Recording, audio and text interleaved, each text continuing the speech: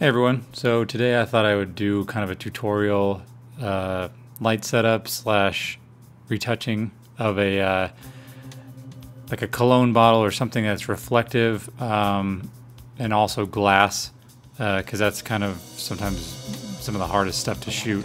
So the setup is really simple. It's just a folding table. You got a white piece of paper in the background, some cardstock from the dollar store. I put a piece of glass over that.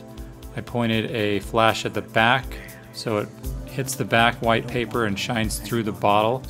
And then I've got a big softbox just to the left of the camera. So then I took them into Lightroom. I'm looking through them, and if you can see on some of them there's a dark spot on the bottom middle and on the top right. And that was because I was shooting the cologne bottle straight on and I'm getting some of the shadow from the reflector and my camera and probably me.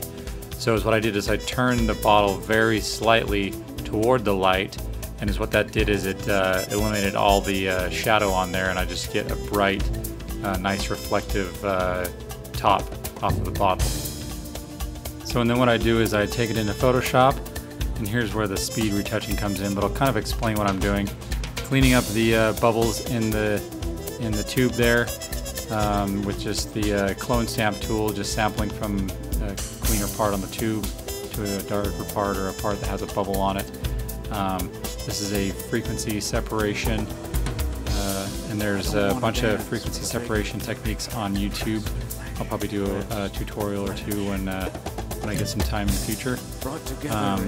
Most of this is very simple. It's just cleaning up the little spots, basically with either the clone stamp or the spot healing tool.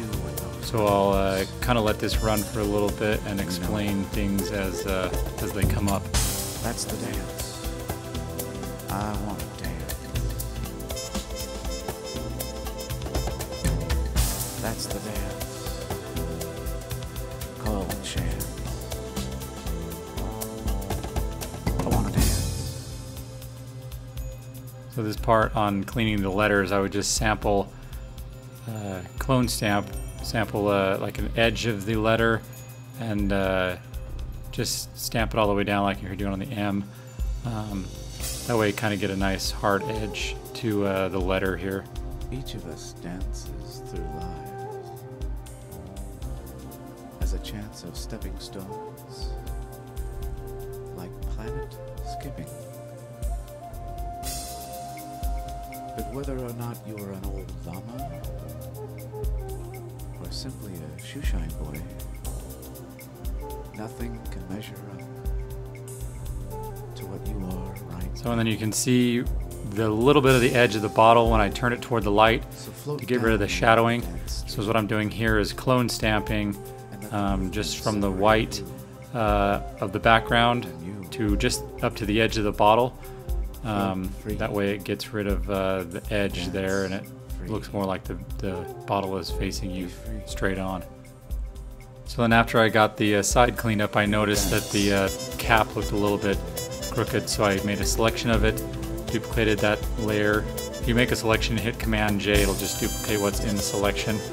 And then I rotated it, and now I'm just masking out so that it looks like the new layer is the cap that was originally sitting on the bottle. After that I line it up a little bit with the rulers, and then I grab the curves tool and I do a little bit of contrast and kind of deepen the blue and the shadows a little bit. So after that I want to get rid of the green color from the glass. So I select the green and desaturate that the most, do a little more desaturation for the rest of the color, and then I go and put a mask on it and paint it back in just so there's a little bit of saturation in the reflection. And then here I'm doing the selected color just to kind of match up the color of the cologne bottle in Photoshop to what it looks like in real life. So then I go back into Lightroom, I save it, and I do some cropping and some detail. I do some sharpening in there. But about this time I noticed there's another little bubble right there in right behind the Y, and I want it to look a little better. So I bring it back into Photoshop and get rid of that bubble just using the clone stamp tool. And I resave it, bring it back into Lightroom, make sure everything looks good, and then you have yourself a finished product. So there you go, that's a little tutorial on how to Photoshop and photograph a reflective glass bottle or cologne bottle or whatever. If you guys have any questions, leave them in the comments field and I will do my best to answer them. And thanks you guys for watching.